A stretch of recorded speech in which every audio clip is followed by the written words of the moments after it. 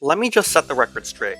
In hindsight, Nintendo Switch Sports isn't so bad. Did you really think this was the first time Nintendo ignored Wii Sports Resort by excluding a large number of sports introduced in that game? I'll do you one better.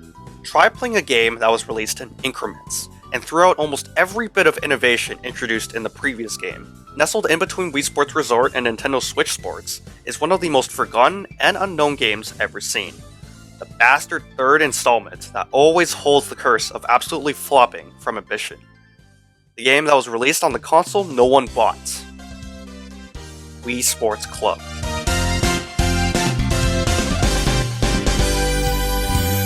Welcome to Play by Tier, a series where we review games and movies to rank on an accumulating tier list featured at the end of each episode. With the release of Nintendo Switch Sports, I want to take a look at the previous Wii Sports game, just to prove how we've already hit rock bottom before.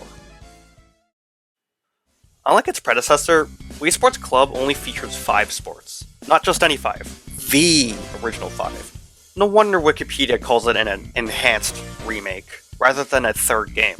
So, is it really just a remake? Looking at how every sport is presented, half of the game plays very differently, while the other half of the game is just a carbon copy of Wii Sports Resort with HD textures. Right off the bat, no pun intended, baseball is on a whole different level, thanks to the Wii U gamepad. Anyone on the pitching side has to use the Wii U gamepad not only to pitch the ball, but also to catch it. This makes the game rely less on RNG and more on sheer skill. No longer do you have to be frustrated by your dumb AI teammates, and no longer do you have to score nearly 15 points before the other team gets the pitch. Wait, that's a bad thing? Essentially, this makes the game much more difficult, especially when you're playing against a real player. If you're playing against that real player, it's basically all or nothing. A home run or an out. The gamepad changes the meta of this entirely, and I'm glad it made baseball feel a lot more immersive. Bowling is, well, more or less a high-def reskin of Wii Sports Resort Bowling. Got the same music, the game still uses the Wii Motion Plus, and well, it's bowling. What can I say? At the very least, you can still toss the bowling ball in the wrong direction. Boxing is also a reskin of Resort. The game forces you to use 2 Wii remotes, nothing special. Same old, same old. Tennis is it the same? I kind of see what they were going for with this whole enhanced remake terminology, but tennis is more or less the same, is it? Well, actually, this is a bit of a combination between tennis from the first game and table tennis from Resort. Essentially, you're playing on an actual tennis court, like in the first game, but you're using the Wii Remote Plus, and you have all these special techniques to use from Wii Sports Resort. It's a nice definitive way to play tennis, but hey, at least that's another good thing that came out of this game. But what could be more exciting than the one sport that we're all still waiting for in Switch Sports, because Nintendo still hasn't finished it yet, apparently. Golf. The biggest highlight for me in this game is golf, being probably the best of the 5 sports in this game. First off, you get every single golf course from the previous 2 games, and a set of brand new golf courses for this game. Imagine how much time you would spend playing through every single course in this game. The number of courses in this isn't the only thing that's amazing about golf. The Wii U gamepad, as rarely used as it is, serves the best purpose in this sport, giving you a screen on the floor and a center bar there so you can actually see the golf ball on the ground, what kind of terrain you're standing on, what kind of golf club you're using, how hard you swing that club, and ultimately putting you, the player, on the golf course itself. What a freaking genius idea.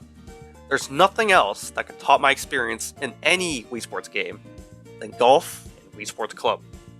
It's not just some PNG image you see on the gamepad. No, you actually see the gameplay in there. You see your golf club moving. You see the ball moving away from there. You see that meter thing that shows up on the screen. You see if you golf the wrong way, you see the ground and the terrain being ripped off from your faulty swing. I don't know what else to say. This is the best thing they've done for this game. That's the only good thing about this game, really. It's if we had that same level of innovation for the other sports, then yeah, this game would actually be worth getting. But I digress. I mean, you really couldn't really do much with a gamepad in tennis, bowling, or boxing. I mean, like, what else do you expect? It's just an extra screen with the sensor bar and buttons. Nintendo tried their best to innovate this game, and they certainly did the best they could. Adding Miiverse functionality was also a big plus because it made this game more competitive and lively. But the big issue with this game is more so how they released it. I'll read over what was written on the Wikipedia article. The game contains all 5 of the sports from the original game. They can be purchased individually or rented for a certain amount of time via a pass.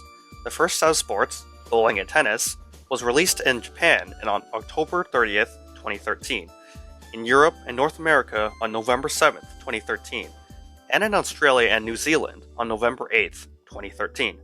Golf was later released following a Nintendo Direct presentation on December 18th, 2013, while baseball and boxing were released on June 26, 2014, worldwide. A retail version was released in all regions on July 11th, 2014. It contains all 5 sports on disc, and no requirement to purchase a day pass for each individual sport. That's the greatest scam ever! If you thought waiting for one sport was bad, try waiting for all of the sports, and having to pay each time for every update to the game. Better yet, imagine if you rented out these sports, not knowing that the full game was going to be released eventually. This game set an expectation for me, walking into Nintendo Switch Sports. That's why I wasn't too disappointed after playing the Switch Sports beta initially, and I certainly wouldn't be too disappointed with the release of that game.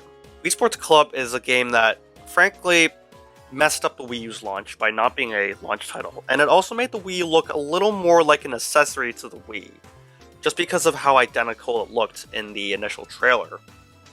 Having a subscription/tiered release was also a dumb idea to begin with, and only half of the sports got substantial upgrades, whereas the rest could have been played on a more superior Wii Sports Resort.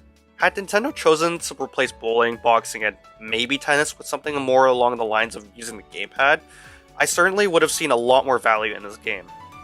It innovated on pre-existing sports well enough to make them feel different, but it could have done a lot more.